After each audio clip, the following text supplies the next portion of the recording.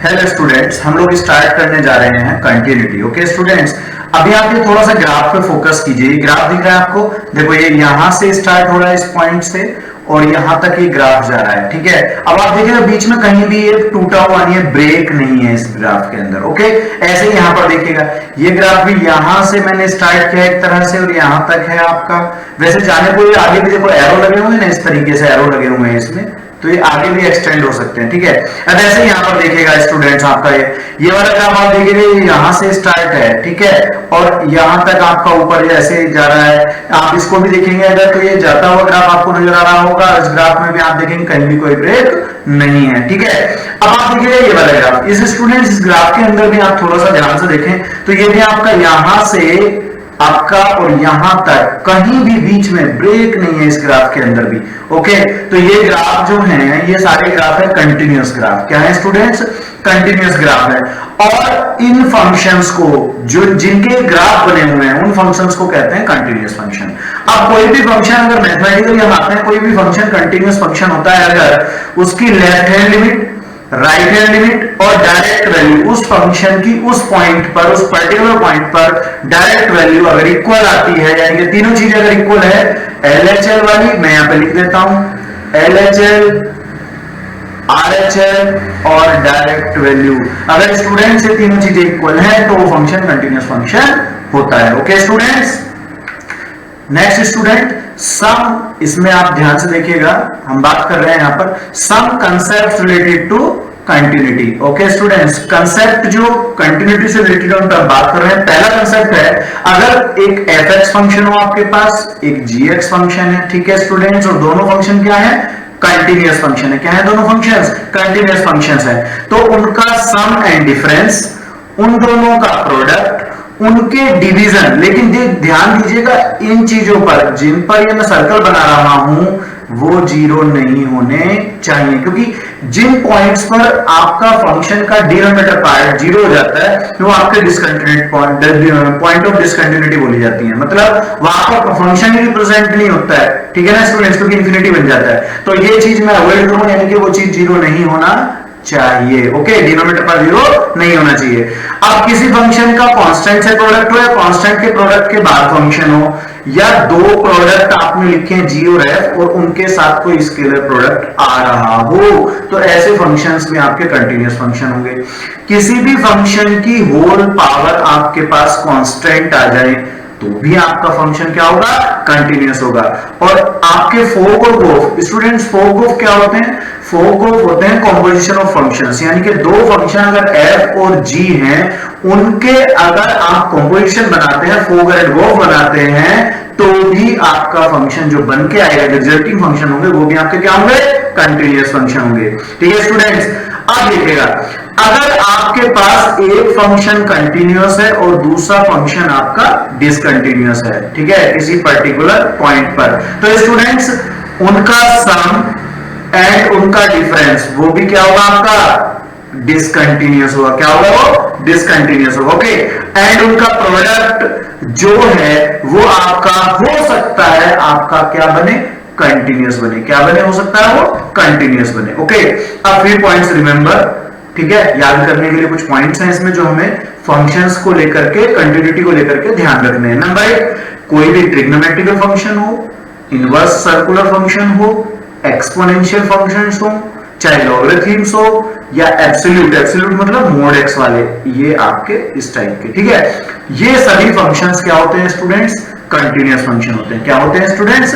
Continuous function होते हैं। Okay, next students point number 2, यहां पर पॉइंट 2 की हम बात करते हैं। कोई फंक्शन fx इक्वल टू 0 है अगर वो कंटिन्यूअस फंक्शन है किसी ओपन इंटरवल a b में। ठीक है स्टूडेंट्स, तो आपके अगर एफ ए और एफ बी के आपने sign, F A F B की वैल्यू आप डायरेक्ट निकाल दीजिए एक्स के प्लेस पे ए, और यहां देखो एक्स के प्लेस पे आपको ए और बी रख लेना है उसमें। अगर दोनों के साइन ऑपोजिट आ जाए, क्या दोनों के साइन ऑपोजिट आ जाए, तो आपका किसी एक पॉइंट पर ये जो एक्स की वैल्यू है, मान लो मैं एक्स इक्वल टू सी बोल देता हूं, ठीक है, इस C पॉइंट पर वो फंक्शन जीरो जरूर होगा, यानी कि उन दोनों A और B के बीच कोई एक वैल्यू ऐसी जरूर एग्जिस्ट होगी जहां पर फंक्शन क्या हो जाएगा? जीरो हो जाएगा। ओके स्टूडेंट्स, अब आते हैं, अगर इक्वल टू 0 कोई इक्वेशन है या कोई फंक्शन फॉर्म आपको दिया हुआ है, वो कंटिन्यूअस है ओपन इंटरवल ए बी में, ठीक है स्टूडेंट्स। तो आप क्या कीजिए, एफ ए और एफ बी आप कोई भी रियल नंबर निकाल लीजिए, ठीक है। तो उनके बीच में भी कहीं, अगर दोनों इंटरवल के बीच में बात कर रहा हूं मैं, वहां पर ऑपोजिट वैल्यूज आ रही हैं, तो मैं कहता हूं कि कोई एक वैल्यू जरूर उनके बीच में ऐसी एग्जिस्ट करेगी जहां पर फंक्शन की वैल्यू के इक्वल के, मतलब कोई भी एक रियल वैल्यू हो सकता है, वो वैल्यू जरूर एग्जिस्ट करेगी उनके बीच में, ठीक है स्टूडेंट्स। फिर आता है कोई भी पॉलिनोमियल फंक्शन अगर स्टूडेंट्स आपका है तो वो हमेशा क्या होता है, कंटिन्यूअस होता है किसी भी पर्टिकुलर पॉइंट पर ले लीजिए, चाहे पूरी नंबर लाइन पर, रियल नंबर लाइन पर आप ले लीजिए, ठीक है। अब अगर कोई रैशनल आपका फंक्शन है, जैसे कि आप देख रहे हैं fx अपॉन gx की सिचुएशन, ठीक है, ये आपका कंटिन्यूअस है, बस इस सिचुएशन को आपको अवॉइड करना है, मतलब gx जो है यानी कि डिनोमिनेटर पार्ट वो 0 नहीं होना चाहिए।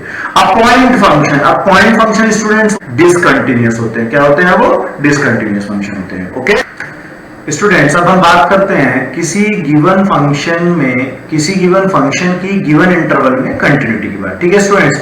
कोई फंक्शन है fx आपके पास, वो कंटिन्यूअस होगा आपके क्लोज इंटरवल ए बी में इफ ये LHL पार्ट, अगर लेफ्ट हैंड वाला पार्ट अगर आपकी इस वैल्यू पर, यानी कि f जो फंक्शन है उसकी a वैल्यू पर अगर left hand part left hand limit के इक्वल आ जाए, राइट हैंड लिमिट, सॉरी ये a प्लस आप दिख रहे होंगे, और बीच में कोई भी एक पॉइंट ले लीजिए आप, ये जैसे मैं कहता हूं ये ए बी पॉइंट है मेरे पास, एक ए है और एक बी है, यहां पर आपके पास एक सी पॉइंट है, ठीक है। वहां पर आपकी डायरेक्ट वैल्यू, ये डायरेक्ट वैल्यू है, और limit value, limiting value function की सी पर, ठीक है, वो दोनों इक्वल आ जाए। और जो आपका इंटरवल है इसके विद इन ये अंदर की तरफ, ठीक है, ये आपका हो गया b माइनस, इधर से देखोगे तो ये होगा a प्लस, ठीक है। तो ये फंक्शन की एक तो ये वैल्यू निकाली है जो कि मैंने यहां पर देखी है, ठीक है, और यहां पर ये वैल्यू है आपकी इस तरफ अंदर की तरफ, ठीक है, वो फंक्शन की b वैल्यू के इक्वल हो, यानी कि फंक्शन की डायरेक्ट वैल्यू b पर जो मैं निकालूंगा उसके इक्वल हो, तो फंक्शन आपका क्या हो जाता है, कंटिन्यूअस फंक्शन हो जाता है किसी भी इस तरह के इंटरवल में। इसको मैं अगर थोड़ा सा ग्राफ से मैं समझ लूं तो ये कुछ ऐसा मैं मान सकता हूं कि ये आपके पास A है, ये आपके पास B है, यहां पर आपने एक C पॉइंट लिया, तो अगर ये यहां पर ये डॉट मैंने डार्क बनाया है, इसका मतलब है इंक्लूडिंग सिचुएशन है, ये ओपन इंटरवल क्लोज इंटरवल थोड़ा ध्यान रखना है। तो इस पॉइंट के इस तरफ और इस पॉइंट के इस तरफ कंटिन्यूअस फंक्शन है, और बीच के किसी पॉइंट पर भी कंटिन्यूअस फंक्शन है, तो वो आपका इस ए बी के क्लोज इंटरवल सिचुएशन में आपका क्या होगा, कंटिन्यूअस फंक्शन हो जाएगा, ओके स्टूडेंट्स। अब हम लोग लेते हैं, ये है आपका single point continuity. Single point continuity का मतलब होता है कि कोई फंक्शन जो है ना स्टूडेंट्स, वो किसी एक पर्टिकुलर पॉइंट पर तो कंटिन्यूअस है, बाकी कंटिन्यूअस नहीं है। तो मैं एक लेता हूं fx इक्वल टू, यहां पर लिखा हुआ है x इफ रैशनल, अगर आपका रैशनल है x तो आपका डायरेक्ट x यूज हो रहा है, और इरेशनल है तो आप उसे माइनस x लिखिएगा। तो ऐसी सिचुएशन में आपका जो फंक्शन होगा स्टूडेंट्स, वो कंटिन्यूअस होगा किस पर, 0 पॉइंट पर, x इक्वल टू 0 पर दोनों वैल्यू क्या होंगी, इक्वल होंगी, ठीक है। ऐसे ही देखिएगा, रैशनल के लिए आप x यूज कीजिए, इरेशनल के लिए आप 0 यूज कीजिए, ये फंक्शन भी आपका कंटिन्यूअस है x इक्वल टू 0 पर। क्लियर हुआ स्टूडेंट्स? स्टूडेंट्स अब हम बात करते हैं डिसकंटिन्यूअस फंक्शन की, किसकी, डिसकंटिन्यूअस फंक्शन, ठीक है स्टूडेंट्स। एक फंक्शन fx जो है वो डिसकंटिन्यूअस फंक्शन हो सकता है x इक्वल टू a पर, अगर उसका ग्राफ, आप ऐसे ग्राफ बना रहे हैं ये यहां पर, और मैं कहता हूं इस पॉइंट पर ये आपका x equal to a point पर आपका जो ग्राफ है, ये x एक्सिस y एक्सिस आप मान लीजिए, ये इस पॉइंट पर मैं क्या करता हूं, इसको ग्राफ को ब्रेक कर देता हूं, किस तरह से, देखो ऐसे गया, फिर यहाँ पे होल आ गया और फिर आगे चला गया। तो ये पॉइंट जो x इक्वल टू a मैं मान रहा हूं यहाँ पर बेस पर, यानी कि x एक्सिस पर, वो आपका पॉइंट ऑफ डिसकंटिन्यूटी है। क्या है वो, पॉइंट ऑफ डिसकंटिन्यूटी है, ओके स्टूडेंट्स। रीजन क्या होता है, रीजन ये होता है कि कई बार तो लिमिट एग्जिस्ट नहीं करती है, और अगर लिमिट एग्जिस्ट करती है तो कई बार क्या होता है, फंक्शन उस पॉइंट पर डिफाइन नहीं होता है, ठीक है। और कई बार होता है कि लिमिट तो एग्जिस्ट कर रही है दोनों, लेकिन वो इक्वल नहीं आ रहा है आपका, किसी की पॉइंट की अगर बात करता हूं किसी x equal to C point पर, तो उस पॉइंट पर आपकी वैल्यू तीनों इक्वल ना हो, तो ऐसे पॉइंट को क्या बोलते हैं? Point of discontinuity. और ऐसा फंक्शन होता है डिसकंटिन्यूअस फंक्शन। क्या होता है? Discontinuous function. ओके स्टूडेंट्स, अब हम बात करते हैं कंटिन्यूटी की, डिसकंटिन्यूटी की, सॉरी, काइंड ऑफ डिसकंटिन्यूटी। मतलब डिसकंटिन्यूटी कितने टाइप की हो सकती है। तो पहली फर्स्ट काइंड डिसकंटिन्यूटी क्या है स्टूडेंट्स? कि आपके किसी फंक्शन की वैल्यू आप निकाल रहे हैं पॉइंट ऑफ डिसकंटिन्यूटी, तो एक तो LHL और एक RHL दोनों वैल्यू एग्जिस्ट तो हैं, ठीक है, और फाइनाइट भी है, लेकिन दोनों की वैल्यू क्या? इक्वल नहीं है। मतलब LHL निकाला और RHL निकाला, दोनों क्या है स्टूडेंट्स? दोनों इक्वल नहीं है। तो इसे बोलते हैं पॉइंट ऑफ डिसकंटिन्यूटी, जिस पॉइंट पर मैं डिस्कस करूंगा। और इस सिचुएशन को कहा जाता है फर्स्ट काइंड डिसकंटिन्यूटी, ठीक है, कि LHL RHL एग्जिस्ट है लेकिन वो दोनों इक्वल नहीं है। सेकंड काइंड डिसकंटिन्यूटी क्या है स्टूडेंट्स? कोई फंक्शन की आपने LHL निकाल ली, RHL निकाली, ठीक है, और दोनों एग्जिस्ट नहीं कर रहे हैं या कोई एक एग्जिस्ट नहीं कर रही है, ठीक है। अब आता है रिमूवल डिसकंटिन्यूटी। क्या होती है?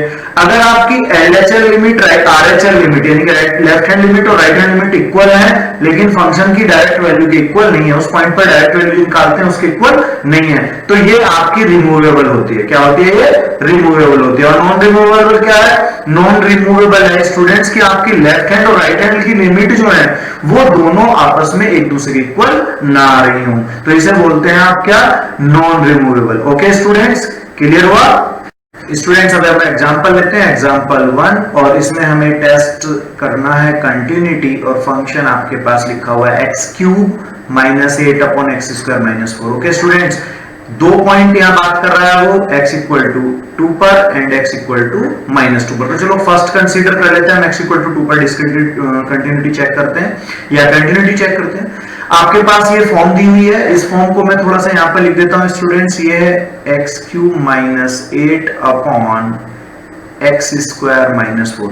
तो स्टूडेंट्स ऊपर वाले पार्ट में आप देखेंगे तो ऊपर वाला पार्ट जो है वो आपका है a³ - b³। क्या है ये? a³ - b³, ठीक है। जब मैं उसको अप्लाई करूंगा तो ये मेरा फॉर्म बन के आ जाएगा। ओके, अब नीचे वाला पार्ट देखिएगा, ये वाला नीचे वाला जो पार्ट है, इस पार्ट को आप a² - b² करेंगे तो वो आपका ये बन के आएगा।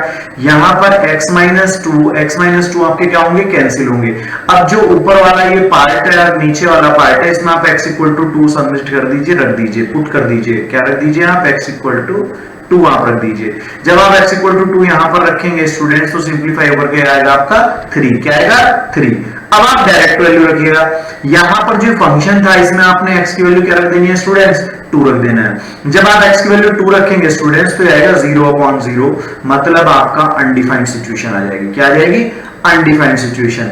इसका मतलब आपका फंक्शन, ये जो फॉर्म थी ये आपकी क्या हो गई? कंटिन्यूअस नहीं है, यानी कि डिसकंटिन्यूअस है। ओके, अब x इक्वल टू -2 पे हम बात करते हैं, तो हम x इक्वल टू अगर -2 सब्स्टिट्यूट कर देते हैं, वैल्यू डायरेक्ट रख देते हैं यहां पर ऊपर फॉर्म में, तो ये आपका आ गया नॉट डिफाइंड। क्या है ये? नॉट डिफाइंड, अनडिफाइंड फॉर्म है। इसका मतलब x इक्वल टू -2 की फंक्शन क्या है? डिसकंटिन्यूअस है। ओके स्टूडेंट्स, हेलो स्टूडेंट्स, अब हम लोग एग्जांपल 2 पे बात करते हैं, ठीक है स्टूडेंट्स। एग्जांपल 2 में आपका दिया हुआ है एक फंक्शन, आप देख रहे हैं यहाँ पर, ये आपके पास एक फंक्शन है और x इक्वल टू 2 पर मुझसे कंटिन्यूटी चेक करने के लिए बोला गया है। ओके, चलो मैं इसको देखता हूं। इसको ऊपर और नीचे आप ध्यान दें तो नीचे वाले पार्ट में तो a² - b² की आइडेंटिटी में अप्लाई कर दूं। ओके स्टूडेंट्स, और ऊपर वाले में मैं मिडिल टर्म स्प्लिट कर सकता हूं 3 2 6 को लेकर के। ओके, लेकिन मैं एक चीज चेक कर लेता हूं स्टूडेंट्स, आप डायरेक्ट 2 वैल्यू पास कीजिए और वो देखेंगे आप, तो वो आपका आ रहा है 0/0, मतलब नॉट डिफाइंड सिचुएशन आ रही है। आपने जब 2 पास किया x इक्वल टू 2 तो नॉट डिफाइंड आ रहा है, यानी कि अनडिफाइंड सिचुएशन आ रही है। तो मैं कह सकता हूं कि ये जो फंक्शन आपका दिया हुआ था वो आपका डिसकंटिन्यूअस है, या मैं कह दूं नॉट कंटिन्यूअस है at x equal to -2, sorry x equal to 2 पर। इसको स्टूडेंट्स थोड़ा सा ध्यान से देखिएगा। ओके, ये आपका x इक्वल टू 2 पर डिसकंटिन्यूअस हो गया। ओके स्टूडेंट्स, क्लियर हुआ? स्टूडेंट्स एग्जांपल 3 पे मूव करते हैं। यहां पर आपको लिखा हुआ है, दिख रहा होगा fx equal to x² - 4 upon x - 2 and ये आपका डायरेक्ट वैल्यू आपका 4 गिवन है। ओके, ये x is not equal to 2 की सिचुएशन है। ठीक है स्टूडेंट्स, तो मैं क्या करता हूँ, ये जो आपको दिया हुआ फंक्शन है उसको a plus B a minus B कर दीजिए इस पार्ट को, और यहाँ से दोनों आपके क्या हो जाएंगे, कैंसिल हो जाएंगे, और फंक्शन की वैल्यू कितनी आ गई, 4 आ गई। अब मैं देखता हूँ कि x इक्वल टू 2 पर भी आपकी डायरेक्ट वैल्यू 4 दी हुई थी। क्या दिया हुआ था, 4 दिया हुआ था। तो आपकी जो डायरेक्ट वैल्यू है वो लिमिट के इक्वल आ चुकी है, यानी कि लिमिट इक्वल टू f2। ठीक है स्टूडेंट्स, लिमिट की वैल्यू किसके इक्वल है, f2 के। इसका मतलब फंक्शन आपका क्या हो गया है, कंटिन्यूअस हो गया। ओके स्टूडेंट्स, फंक्शन कंटिन्यूअस है। चलो नेक्स्ट एग्जांपल 4। एग्जांपल 4 में आपको x is not equal to 1 की सिचुएशन में गिवन है students x square plus 1 and x equal to 1 की सिचुएशन है 3। ओके चलो रखते हैं। तो LHL एंड RHL में लेके चल रहा हूं स्टूडेंट्स, LHL निकालूंगा एंड RHL निकालूंगा। ओके चलो सबसे पहले लेते हैं RHL। RHL में आप जो लिमिट रखते हैं वो रखते हैं 1 प्लस करके। क्या रखते हैं, 1 प्लस करके। हमने ये 1 प्लस करके रखा। आपका सब्स्टिट्यूशन क्या जाता है x के प्लेस पे, वो जाएगा 1 प्लस h। क्या जाएगा स्टूडेंट्स, 1 प्लस h। ये 1 प्लस h यहां पर आप देख रहे हो x के प्लेस पे मैंने रख दिया है, h की वैल्यू 0 रखिएगा, आपका फंक्शन की वैल्यू 2 आ गई। ठीक है, अब आप RHL निकालिएगा, LHL निकालिएगा। LHL में भी आप क्या रखते थे स्टूडेंट्स, 1 माइनस h की सिचुएशन होती है। x इक्वल टू क्या होता है, 1 माइनस h।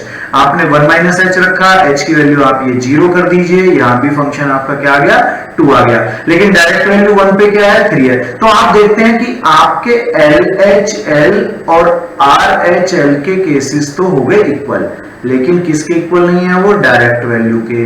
तो इसका मतलब आपका फंक्शन क्या हो गया स्टूडेंट्स, डिसकंटिन्यूअस फंक्शन हो गया। क्या हो गया, फंक्शन डिसकंटिन्यूअस हो गया। ओके स्टूडेंट्स, एग्जांपल 5, यहां पर आप देखेंगे fx इक्वल टू लिखा हुआ है, ये आप थोड़ा सा ध्यान दीजिए, e पावर 1 अपॉन x है। क्या है स्टूडेंट्स, अब हमारे पास है एग्जांपल नंबर 5। ठीक है स्टूडेंट्स, एग्जांपल 5 में आप ध्यान से देखिएगा, आपको यहाँ पर एक फंक्शन लिखा हुआ दिख रहा होगा, इसमें e की पावर जो है, मैं थोड़ा सा मेंशन कर देता हूँ, ये 1 अपॉन x है। क्या है, e की पावर 1 अपॉन x है। ठीक है स्टूडेंट्स, तो यहाँ पर लिखा है e की पावर 1 अपॉन x में और 1 plus e power 1 upon x, x is not equal to 0 and x equal to 0 पर फंक्शन की वैल्यू क्या दे दी, 0 दे दी। ठीक है स्टूडेंट्स, चलिएगा RHL लेते हैं स्टूडेंट्स। RHL में क्या करना है मेरे को, मुझे 0 प्लस h रखना होता है x के प्लेस पे।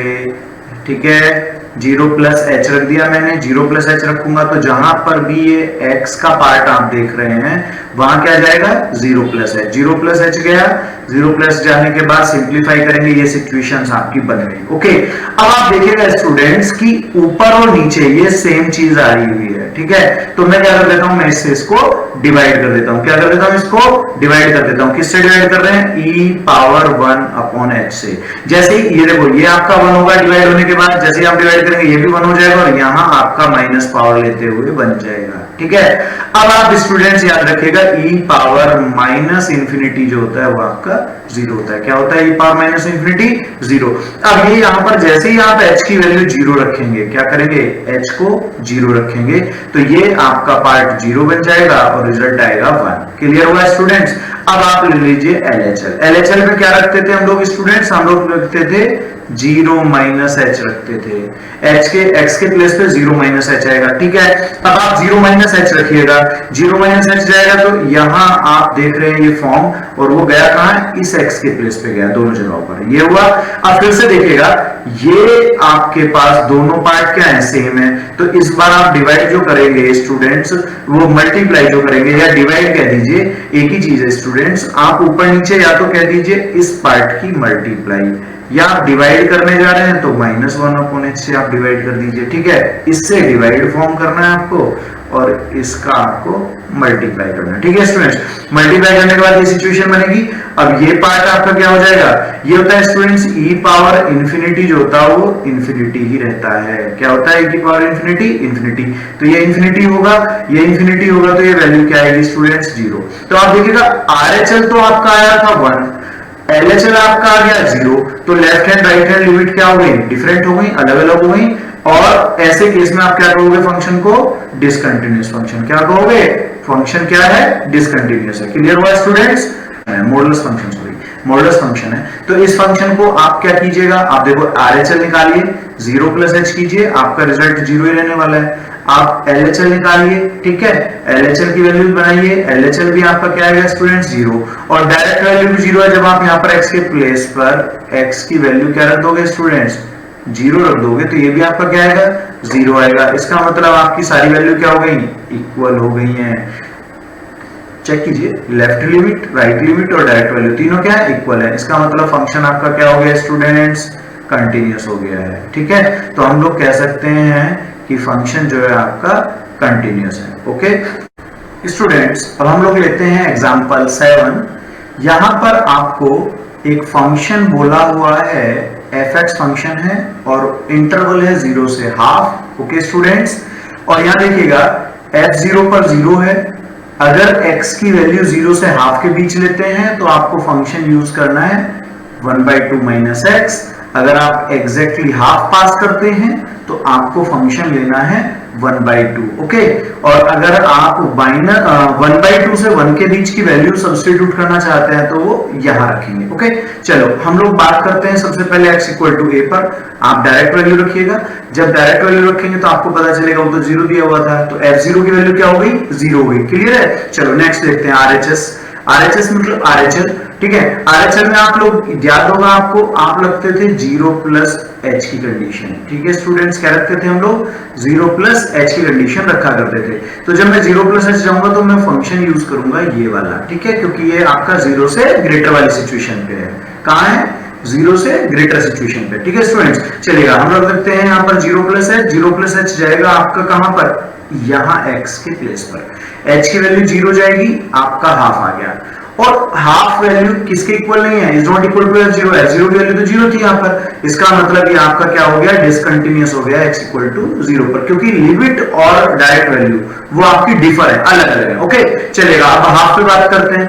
आपने हाफ की वैल्यू देखी यहाँ पर, उसमें खुद ने दिया हुआ है क्वेश्चन के अंदर, फंक्शन की फॉर्म खुद दी हुई है f1/2 इक्वल टू 1/2। ओके चलो, अब हम RHL लेते हैं, इसका LHL लेते हैं। तो जब मैं LHL RHL पे बात करूंगा तो एक तरफ तो रखूंगा मैं हाफ प्लस h, ठीक है, और एक तरफ रखूंगा हाफ माइनस h, ये मुझे याद रखना है। ओके स्टूडेंट्स, ये राइट हैंड लिमिट के लिए है, ये लेफ्ट हैंड लिमिट के लिए। चलो हम लोग लेते हैं यहाँ पर राइट हैंड लिमिट में आएगा हाफ प्लस h जाएगा x के प्लेस पर। कहां जाएगा x के प्लेस पर, तो x के प्लेस पर मैं यहाँ पर ये वैल्यू सब्स्टिट्यूट करने जा रहा हूँ। तो स्टूडेंट्स ये आपका जब h 0 हो जाएगा तो सिंपलीफाई होकर क्या आएगा 1/6, क्या आएगा 1/6। आप इसको देखो, ये 2/3 माइनस 1/2 को सिंप्लीफाई कर दीजिए, वो आपका सिंप्लीफाई होकर के 1/6 आ जाएगा। क्लियर है स्टूडेंट्स। चलो आगे बढ़ते हैं। अब LHL लेते हैं। LHL में क्या होगा, हाफ माइनस h करोगे, वो भी यहीं पे जाने वाला है आपका, इस पे सॉरी LHL, हाफ का LHL कहाँ होगा, यहाँ होगा ना। तो हाफ का LHL लिया मैंने, 1/2 माइनस में रखूंगा h की वैल्यू क्या हो जाएगी 0 हो जाएगी। तो ये आपका क्या बचेगा स्टूडेंट्स 1/2 माइनस 1/2 होकर के 0। यहाँ भी मैं देखता हूँ कि ये आया था 1/6, ये है आपका 1/2, और ये वैल्यू आपकी दोनों इक्वल, LHL RHL दोनों इक्वल नहीं है, क्योंकि ये 0 आया था और ये 1/6 आया था। तो इसका मतलब फंक्शन आपका कंटिन्यूअस नहीं है। ओके स्टूडेंट्स, क्लियर हो गया। नेक्स्ट एग्जांपल 8 में स्टूडेंट्स आप देखेंगे ध्यान से तो आपको पता चलेगा, यहाँ पर दिया हुआ है आपके पास एक मॉडुलस फंक्शन है जिसमें आपकी कंडीशन लिखी हुई है mod x-3 upon x-3 x is not equal to 3। Okay, यानी LHL लेफ्ट हैंड लिमिट और राइट हैंड लिमिट जो है मेरी स्टूडेंट्स वो यहाँ पर यूज होगी। ओके चलेगा, और x इक्वल टू 3 पर आपको फंक्शन की वैल्यू 0 की बना है। चलो RHL इस्तेमाल करते हैं। RHL में हम लोग रखते थे स्टूडेंट्स a प्लस h की सिचुएशन, मतलब 3 प्लस h जाएगा फंक्शन में x के प्लेस पे 3 प्लस h आप देख रहे होंगे, यहाँ x के प्लेस पे मैंने वैल्यूज सब्स्टिट्यूट कर दी हैं। अब आप यहाँ से देखेंगे तो आपका ये 3 से 3 कैंसिल हो जाएगा, ऐसे नीचे भी 3 से 3 cancel, mode h upon h की वैल्यू पॉजिटिव आ जाएगी। क्लियर है स्टूडेंट्स, h से h कैंसिल हो गया वन टाइम। ओके, अब हम चलते हैं LHL में हम लोग स्टूडेंट्स 3 माइनस h यूज करेंगे, क्या 3 माइनस h यूज करेंगे, ये रहा 3 माइनस h, 3 से 3 आपका फिर से उसी स्टाइल में उसी तरीके से आपका कैंसिल हो जाएगा, ऊपर की वैल्यू बनने वाली है स्टूडेंट्स माइनस मोड एच जो होता है वो आपका एच आ जाएगा, और नीचे रहेगा माइनस एच, इसका मतलब इस बार वैल्यू -1 आने वाला है। ओके, अब आप देखिएगा LHL की वैल्यू 1 है, RHL की वैल्यू -1, सॉरी RHL की वैल्यू +1 है, LHL की वैल्यू -1 है, तो दोनों की वैल्यू क्या हो गई, LHL RHL डिफर हो गई ना, इक्वल नहीं है ना, इसका मतलब ये फंक्शन आपका डिसकंटिन्यूअस फंक्शन है। ओके, एग्जाम्पल 9 की बात करते हैं स्टूडेंट्स। एग्जाम्पल 9 में आपको k की वैल्यू बतानी है, कंटिन्यूअस फंक्शन गिवन है x = 2 पर। ओके, चलो ये LHL की सिचुएशन है, क्योंकि लेस देन का साइन, जहां लेस देन का साइन होगा वो LHL होगा, जहां ग्रेटर देन का साइन आएगा वो RHL होगा। चलो LHL हम इस्तेमाल करते हैं, यहाँ पर 2 - h जाएगा, किसके प्लेस पर, x के प्लेस पर सब्स्टिट्यूट करना है। क्लियर है स्टूडेंट्स? चलो यहाँ पर रख देते हैं हम लोग, रखने के बाद आपका देखो ये h0 हो जाएगा, तो ये आ गया 4k। क्या आ गया ये 4k।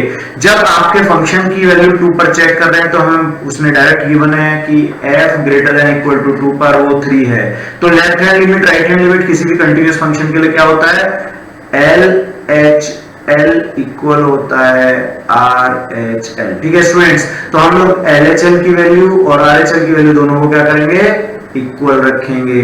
इक्वल रखने से आपका क्या गया 3/4, यही मेरा आंसर है, यही मुझसे पूछा गया है। ठीक है स्टूडेंट्स, एग्जाम्पल 10 की तरफ मूव करते हैं। एग्जाम्पल 10 में आपको देखो ये है आपका RHL सिचुएशन, ये आपकी LHL और ये डायरेक्ट वैल्यू की। ठीक है स्टूडेंट्स, तो चलो पहले RHL की बात करते हैं। RHL में आप रखोगे, देखो 0 पर डिस्कशन हो रहा है, तो इसका मतलब RHL में यूज होगा 0 + h। क्या यूज होगा, 0 + h। आपने 0 + h रखना है। जब आप 0 + h रखेंगे स्टूडेंट्स यहाँ पर RHL में, तो H0 होने पर रिजल्ट आएगा 2। क्या आएगा रिजल्ट, 2। अब आप LHL आ जाइए, LHL में आप जब रखेंगे तो रखेंगे 0 - h। आपने 0 - h रखा, h की वैल्यू 0 हुई, फंक्शन में रखने के बाद h की वैल्यू 0 हुई और आंसर आया 1। तो LHL 2 है, RHL आपका क्या है स्टूडेंट्स, LHL 1 है आपके पास, RHL क्या है आपके पास 2 है, तो दोनों क्या है, इक्वल नहीं है। इसका मतलब फंक्शन आपका क्या हो गया स्टूडेंट्स, डिसकंटिन्यूअस, क्योंकि तीनों चीजें इक्वल होनी चाहिए थी। अगर ये फंक्शन कंटिन्यूअस है तो तीनों चीजें क्या होंगी, इक्वल होंगी। क्लियर हो गया आपको?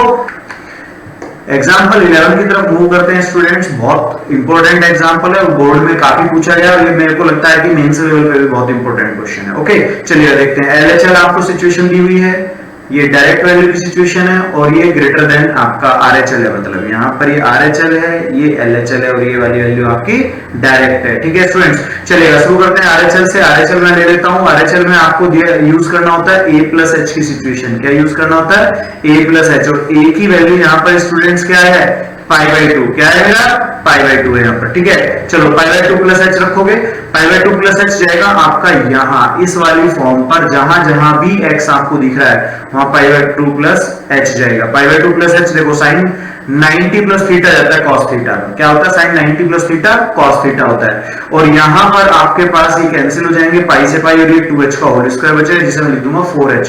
देखो 2h का आपको जब स्क्वायर लिखना होगा तो हो जाएगा 4h²। ये वाला पार्ट आपका सिंप्लीफाई होकर के ये बन गया। ओके, अब आपने क्या करना है स्टूडेंट्स, आप देखोगा ये आपका 1 - cos थीटा का केस होता है। क्या होता है 1 - cos थीटा, होता है 2 sin² θ/2। ठीक है स्टूडेंट्स, यही वाली वैल्यू यहां पर हमने चूज करी रखी, ये आपका आ गया। इसके बाद हम लोगों ने इसको देखो, हमारे एक आइडेंटिटी का यहाँ पे यूज हो रहा है, sin θ/θ लिमिट 0 होने पर, लिमिट θ टेंड टू 0 होने पर उसकी वैल्यू 1 होती है। स्टूडेंट्स वही एडजस्टिंग की गई है, और यहां से आ गया आपका b/8। क्या आ गया स्टूडेंट्स, b/8 आ गया। क्लियर है? चलो अब हम बात करते हैं LHL की। LHL में स्टूडेंट्स हमें मालूम है हम a - h की सिचुएशन रखेंगे और उसे यहां इस जगह पर सब्स्टिट्यूट करेंगे। ये रहा, यहां भी मुझे मालूम है स्टूडेंट sin 90 - थीटा क्या चला जाएगा, cos थीटा, और cos 90 - थीटा चला जाएगा sin थीटा। क्लियर हो रहा है स्टूडेंट्स? ये वैल्यू मैंने यहां पर सब्स्टिट्यूट करी है, सिंपलीफाई करा है। अब आप देखिएगा a³ - b³ ऊपर जो ये फॉर्म है, ये है a³ - b³ की। क्या है a³ - b³, ये मैंने सिंप्लीफाई किया है स्टूडेंट्स। फिर मैंने इस फॉर्म को बिल्कुल एग्जैक्टली इसी तरीके से फिर से चेंज लिया, और फिर मैंने sin θ/θ की सिचुएशन 1 बनाई, और ये 0 वैल्यू पर आपका 1 हो जाएगा। cos 0 कितना होता है स्टूडेंट्स, 1 होता है, तो ये दोनों पार्ट 1 हो जाएंगे। ठीक है, क्लियर हुआ स्टूडेंट्स? और वो 3 से 3 आपका फिर कैंसिल हो जाएगा। सिंप्लीफाई होकर रिजल्ट क्या आया, 1/2। ठीक है स्टूडेंट्स, आगे मूव करते हैं। आगे देखिए स्टूडेंट्स, अब हमारे पास ऊपर वाली सिचुएशन जो आई थी वो क्या थी कि आपका पाई बाय 2 पर फंक्शन क्या है, कंटिन्यूस है। इसका मतलब LHS RHS और डायरेक्ट वैल्यू हम क्या रखेंगे, इक्वल रखेंगे। तो जब मैं ये दोनों इक्वल रखता हूं तीनों चीजें इस तरीके से, तो मेरे को A और B की वैल्यू मुझे यहां से मिल जाएंगे। देखो जब मैं इन दोनों को लूंगा एक साथ, इन दोनों को एक साथ लेने पर मेरे को B की वैल्यू 4 मिल जाएगी और A इक्वल टू सीधा हाफ आ जाएगा। ठीक है स्टूडेंट्स, चलो नेक्स्ट एग्जांपल की तरफ मूव करते हैं। 12th एग्जांपल, मुझसे कहा है कि फंक्शन कंटिन्यूअस है, ये बताइएगा कौन सा है कौन सा नहीं है। ठीक है स्टूडेंट्स, उसमें आपको एक चीज देखिएगा, ये नीचे वाला पार्ट है, क्या ये नीचे वाला पार्ट, ये जीरो नहीं होना चाहिए। ठीक है, तो अगर मैं इसे कह देता हूं कि इसे जीरो ना होने के लिए आप लिखते हैं is not equal to zero, ये जीरो हो गया तो नॉट डिफाइंड हो जाएगा। इसका मतलब ये हुआ कि आपका जो फंक्शन है वो इस सिचुएशन को कभी फॉलो करेगा ही नहीं, क्योंकि e की पावर x कभी -3 नहीं हो सकती, ये नेवर। ठीक है, ठीक है स्टूडेंट्स, ये कभी भी आपका नहीं हो सकता है। इसका मतलब ये सिचुएशन कभी क्रिएट होगी ही नहीं। तो अब मैं कह सकता हूं कि ये फंक्शन आपका सभी रियल वैल्यूज पर क्या है, कंटिन्यूस है। ठीक है स्टूडेंट्स, आगे चलते हैं हम दूसरे वाले पार्ट के लिए। sin x लिखा हुआ है, चलो sin x की वैल्यू स्टूडेंट्स मुझे पता है कि -1 1 के बीच लाई करती है। कहां लाई करती है स्टूडेंट्स, -1 है 1 के बीच लाई करती है। क्लियर है, अब आप इसमें 2 से मल्टीप्लाई कर दीजिए, कर दिया हमने। इसका मतलब अब जो 2 sin 2x के साथ ये जो 2 sin x है, ये वैल्यू आपकी क्या होगी, -2 से +2 के बीच लाई करेगी। क्लियर हो गया, अब आप इसमें 3 ऐड कर दीजिए, 3 ऐड करने के बाद आपकी ये सिचुएशन क्रिएट हो जाएगी। ठीक है स्टूडेंट्स, तो अब अगर मैं इस पे स्क्वायर रूट कंसीडर कर लेता हूं, जैसा कि यहाँ ये आप देख रहे हैं स्क्वायर रूट है, तो इसका मतलब इसकी वैल्यू क्या होगी, 1 से 5 के बीच होगी। 1 से 5 के बीच अगर आप रूट की वैल्यू भी निकालते हैं ना, तो हमेशा क्या करती है, एग्जिस्ट होगी रियल नंबर्स पर। इसका मतलब ये फंक्शन भी आपका कंटिन्यूअस हो गया है रियल नंबर्स के लिए। क्लियर है स्टूडेंट्स।